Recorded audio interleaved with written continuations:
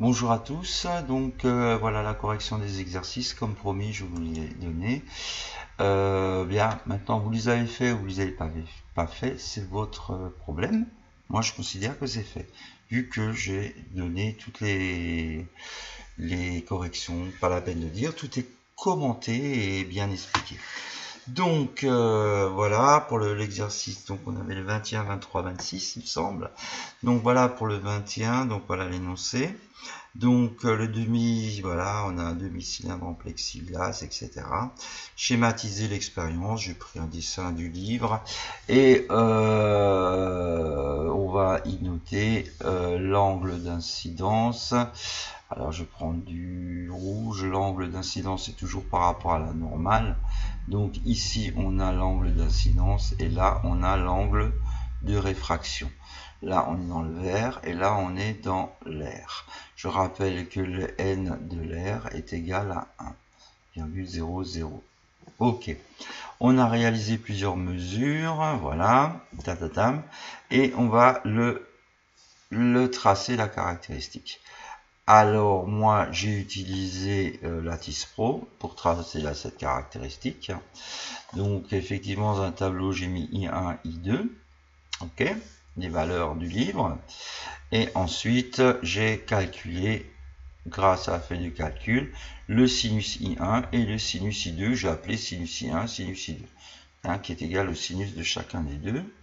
Et les voilà. Donc maintenant on doit mettre SI2 en fonction de S de sinus I1, donc le sinus I2 est en ordonnée et le sinus I1 est ici. Voilà. Donc je mets des gros points pour voir les points. Voilà. C'est I2 qu'il me faut des gros points. Espèce d'idiot. Voilà. Voilà mes points. Voilà ma droite. Voilà la réponse à la question. Donc vous pouvez le faire manuellement, bien sûr. La réponse à la question est faite. C'est tracé.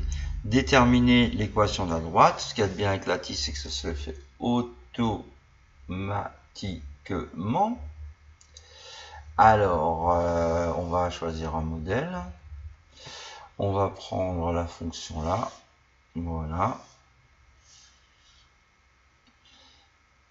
C'est une linéaire et je calcule le modèle. Voilà.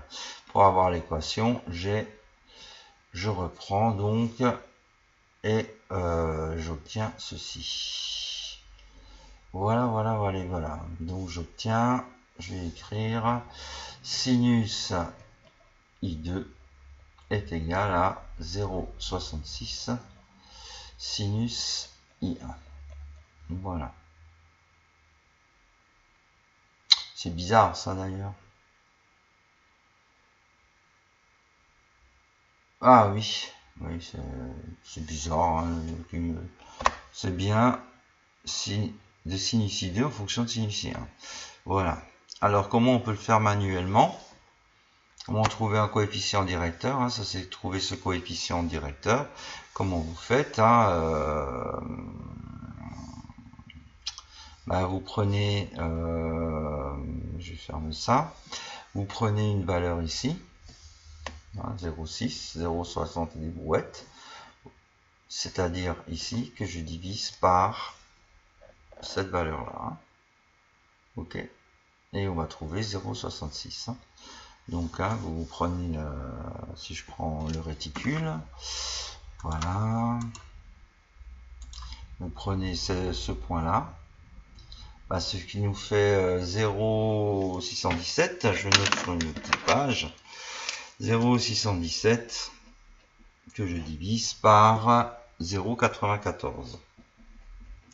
Où est-ce que je lis ça? Je lis ça tout en bas, ici de mon trait, la verticale, là en bas, les valeurs. Et en faisant ça, on trouve 0,66. Voilà pour le coefficient directeur. Donc on va trouver sinus, on va trouver donc pour la question B, sinus I2 qui va être égal à 0,66 sinus I1. Voilà, donner l'expression littérale. Donc c'est N2 sinus I2 qui est égal à N1 sinus I1. Ça, c'est la définition de Descartes. Voilà, montrer que le rapport N1 sur N2 est le coefficient directeur de la droite obtenue. Forcément, donc ça je vais le passer de l'autre côté, comme il multiplie. Donc ça me fait sinus I2 qui va être égal à N1 sur N2, facteur de sinus I1. Et ça, maintenant, on peut bien voir que cette valeur-là, c'est la même que celle-ci. Donc, on va pouvoir écrire que N1 sur N2 est égal à 0,66. Voilà. Donc, on sait que R, le milieu 1, c'est R. Donc, 1 sur N2 est égal à 0,66. Ça veut dire que N2 va être égal à 1 sur 0,66, ce qui me fait 1,33, si mes souvenirs sont bons. Voilà. Voilà pour cet exercice. Je passe tout de suite, donc vous pouvez faire pause hein, pour intégrer un petit peu le tout. Voilà. J'ajoute une page et j'ajoute un exercice. Paf, un exercice. Bim. Il faut que j'aille là-dessus. Voilà. Il est où mon livre? Cours enseignement. Non. Voilà, c'est là. Bien. Le 21. Maintenant, je vous ai dit de faire le 23 aussi. Donc, je le prends. Le 23. Et je le colle sur la page. Voilà. On est parti. Bien. Taux de sucre, alors effectivement, c'est ce qui est utilisé chez les vignerons. Hein. Alors, première question. Tout simple. Donc, quand on réalise des vendanges, voilà. Hein, pour être vendangé, le raisin doit contenir 21,5% de sucre, c'est-à-dire 100 g de jus doivent contenir 21,5 de sucre. Donc là, on a les pourcentages et ici, on a les indices. La mesure est effectuée ici. On a le jus de raisin. Et donc le milieu 1, c'est le jus de raisin. Le milieu 2, c'est le verre. Quelle caractéristique du jus de raisin modifie son indice de réfraction? C'est le pourcentage en sucre. Ça ne pose pas de difficulté. Construire la représentation graphique. Bon, ça, je ne l'ai pas préparé. Je vais le faire tout de suite. Donnant l'indice de réfraction en fonction du pourcentage. Donc, ça, de nouveau, hein, en abscisse, le pourcentage et l'indice de réfraction en ordonnée. N. Donc, on a 0, 5, 10, 15, 20, 25, 30. Voilà. Et on a 1,33, 1,337, 1,344, 1,350. Je les écris vite à la main et je vais vite faire la construction. Grâce à la tisse, c'est beaucoup plus rapide. Voilà, donc j'ai mes valeurs. Je retourne dans la tisse, fichier. Non, j'enregistre pas la peine. Nouveau, non. Ok. Voilà, je crée mes variables nouvelles. Alors, on a le pourcentage. Non, on a oui, le pourcentage. Voilà, il n'a pas d'unité. Ok, une nouvelle variable, le pourcentage de nouvelle. Et ici, l'indice N. Ok, voilà. Boum, je rentre mes valeurs. Donc 0, 5, 10, j'ai dit 10, 15, 20, 25, 330, hein, on est d'accord. Et je rentre les valeurs ici, 1,330, 1,337, 1,344, 1,350, 1,358, 1,364, 1,371. Voilà. C'est fait, c'est fait, c'est fait. Bien. Voilà. Donc, ici, j'ai le pourcentage et n, et je veux n en fonction du pourcentage. Voilà. Je vais mettre des gros points, comme d'habitude. Voilà. J'ai dit là, les gros points. Oui, je sais. Bon. Voilà. Alors, oui, ça marche toujours. Je reviens sur ma courbe, main droite. Voilà. La question maintenant. Alors, bon, moi j'aime bien quand c'est quand elle est droite. Je vais juste modéliser peut-être la courbe. C'est une fonction linéaire. Voilà. Oula. Oula, oula, oula, oula. Oula, oula, oula. Qu'est-ce que j'ai fait? Alors là, il y a un petit sous-sail. Je vais supprimer ça. Voilà. Oui. Calibrage. Voilà. Pourcentage modèle N. Ah, ah, c'est quoi? Mais non. Putain, variable. Nouvelle N. J'ai effacé, il faut que je retape. Vite fait.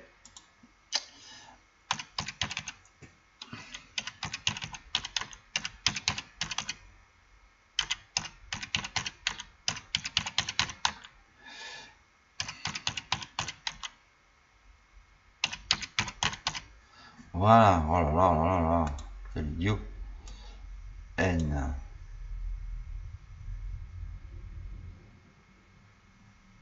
Qu'est-ce qu'il me fait là?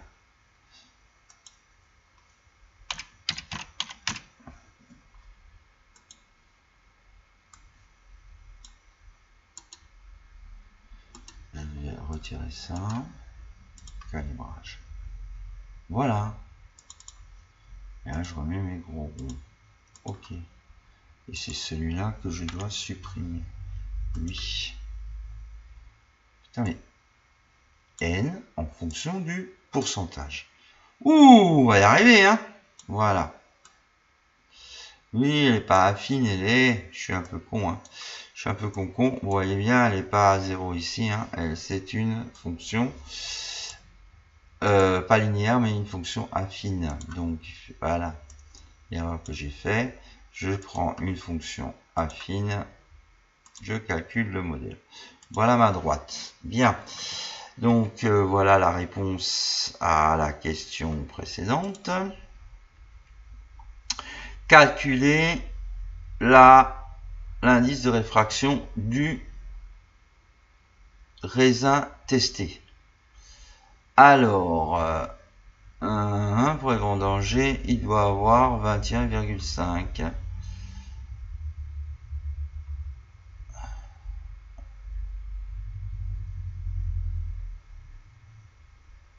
Ok.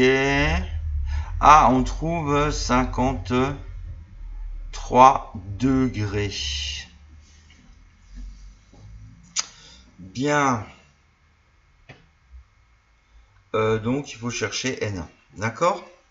Donc, la deuxième loi de Descartes. On sait que N1 sinus I1 égale N2 sinus I2. Ici, le milieu 1, c'est le jus de raisin. On est d'accord? Et le milieu 2, c'est le verre. On est d'accord.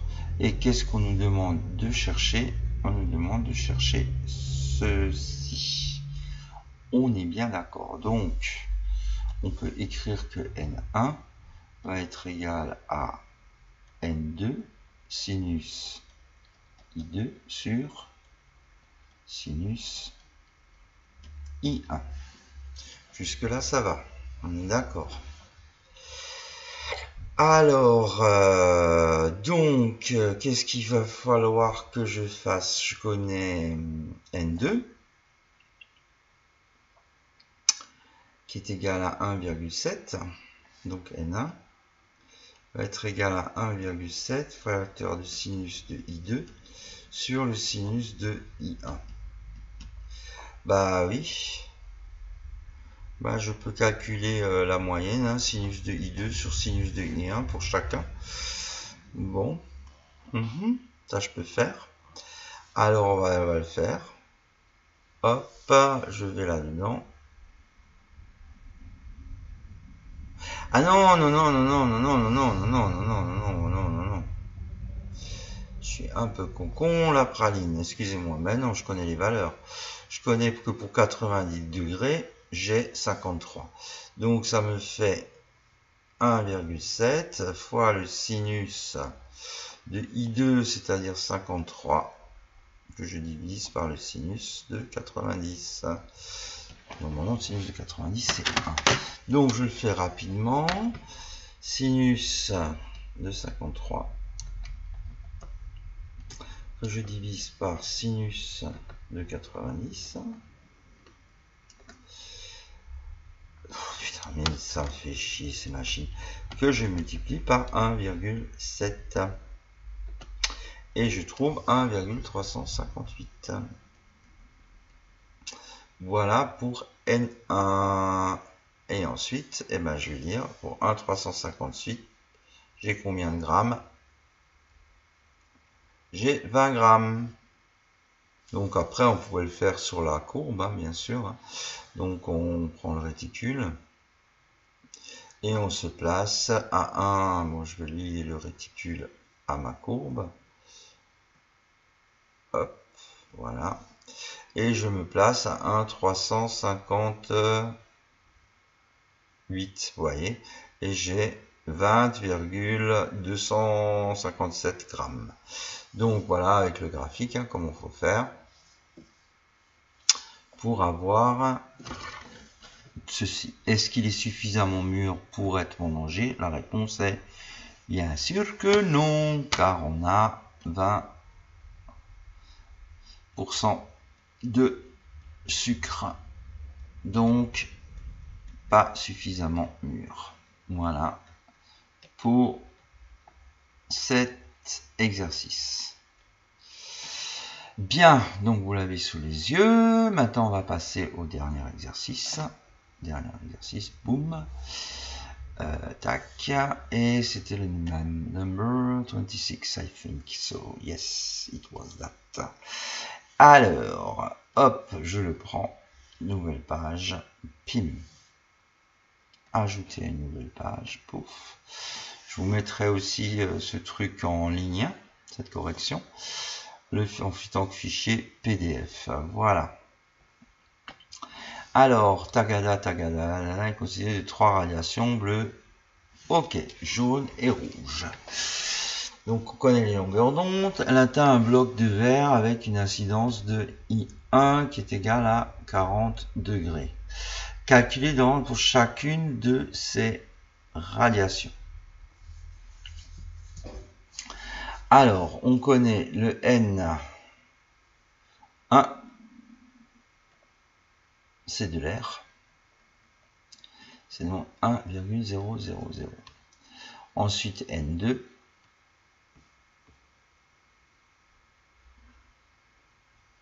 c'est le verre. Alors, le N2 est valable à plusieurs valeurs. On a du bleu, du jaune et du rouge. Du rouge, du jaune et du bleu. Voilà. Pourquoi je mets du vert, moi? Du bleu. Voilà. Pour le rouge, c'est jaune, rouge, 1,505. Pour le jaune, c'est 1,510. Et pour le bleu, 1,516. Voilà. Ok. Ça, moi, je ne vous donne pas. Pouf, je vais donner les résultats ici.